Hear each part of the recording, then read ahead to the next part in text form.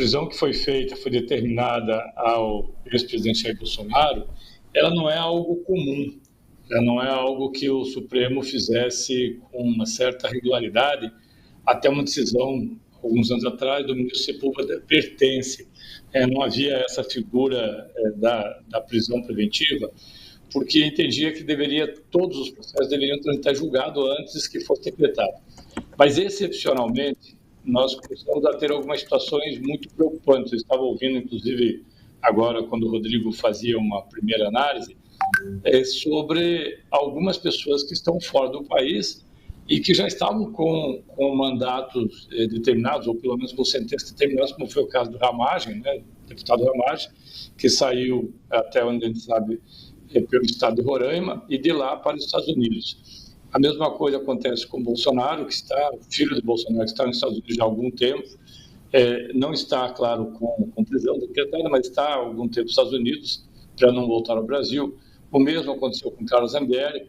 E quando o ex-presidente Jair Bolsonaro usou, não se sabe com qual condição que ele recebeu, um equipamento, como você bem lembrou, Rodrigo, que é utilizado para fazer algum tipo de ligação entre fios, e ele tentou, até onde se sabe, abrir a tornozeleira eletrônica ou desligá-la, e isso aí, claro que, para quem já acompanhou algumas vezes como funcionam as tornozeleiras, há uma central que monitora cada uma das pessoas que estão utilizando as tornozeleiras. E houve um calor excessivo.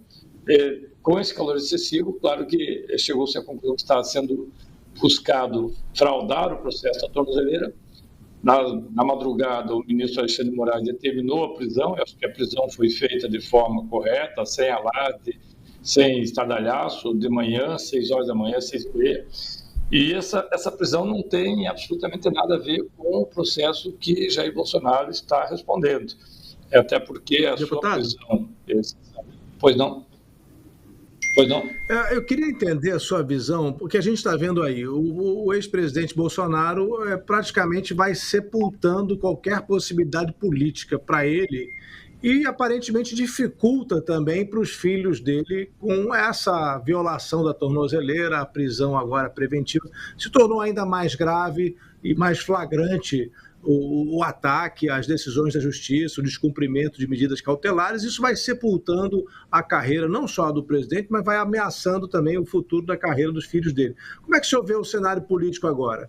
Que forças ganham com isso? Quem vai surgir mais forte depois dessa prisão preventiva do ex-presidente? E como é que fica para o PT de Lula, seu PT?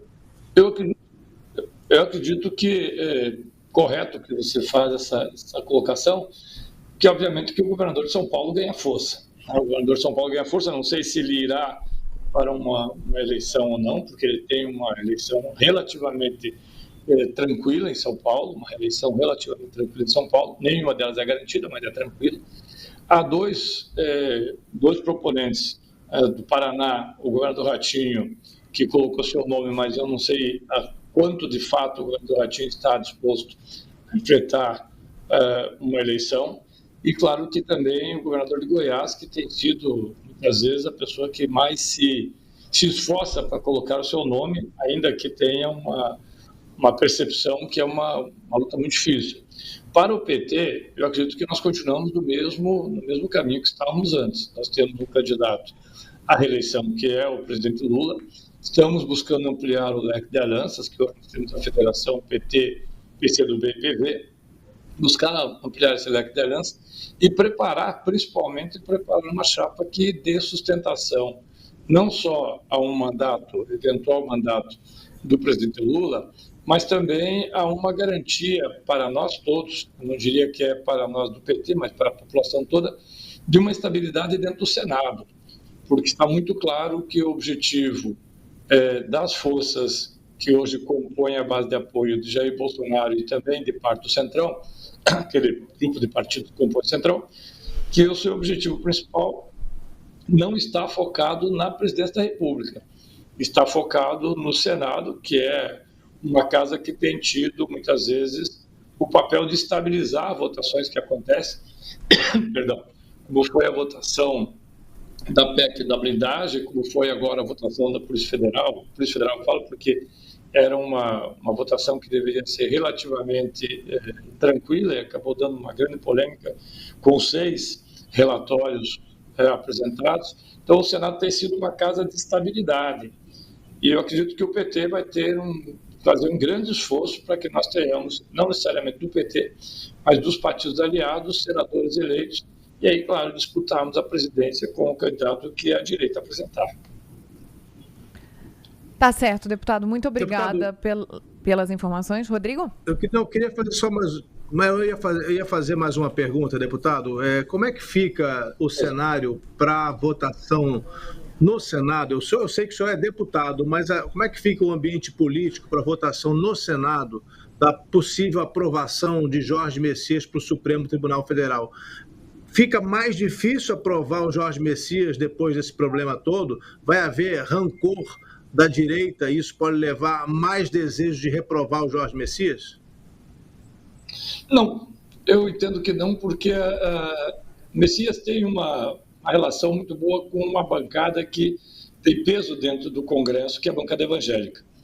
E eu vi também declarações do próprio presidente do Senado, Davi Alcolumbre, que ele é contrário, mas que não vai fazer campanha contra, vai se manifestar dentro daquilo que, na política, você sabe, tanto quanto nós, né, que a política ela muda muito rapidamente. Aquilo que até alguns dias era uma mágoa, era um sentimento de, como você falou, não sei se de rancor, mas de exclusão de alguns nomes que eram preferenciais para o presidente do Senado e para algumas outras pessoas, hoje já se busca um entendimento. O que me preocupa, se você me permite, é mais a Câmara com uma declaração feita do líder do PL, o deputado Sóstenes Cavalcante, que irão fazer a guerra contra o PT. A guerra não é obstruir de forma a não permitir nenhuma votação.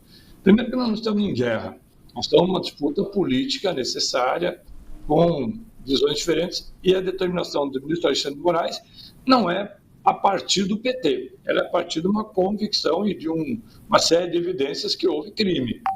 Segundo, que você emperrar, o termo grosseiro, mas você impedir a Câmara Federal, através de uma medida que é legítima, que é a obstrução, mas impedir que nós votemos medidas que são necessárias para o país, como, por exemplo, o próprio orçamento, você não está contra o PT, você está contra o país, você está contra a sociedade. E aí o PL que vai decidir, se a extrema-direita, se ela pretende ser contra a sociedade ou se ela pretende fazer o diálogo para que os seus projetos, muitos deles já foram aprovados, continuem sendo debatidos, ou se nós vamos ter esse enfrentamento. Se tivermos esse enfrentamento, a extrema-direita vai perder. Eu não tenho a menor dúvida que nós vamos votar tudo que tivermos que votar e a vida segue.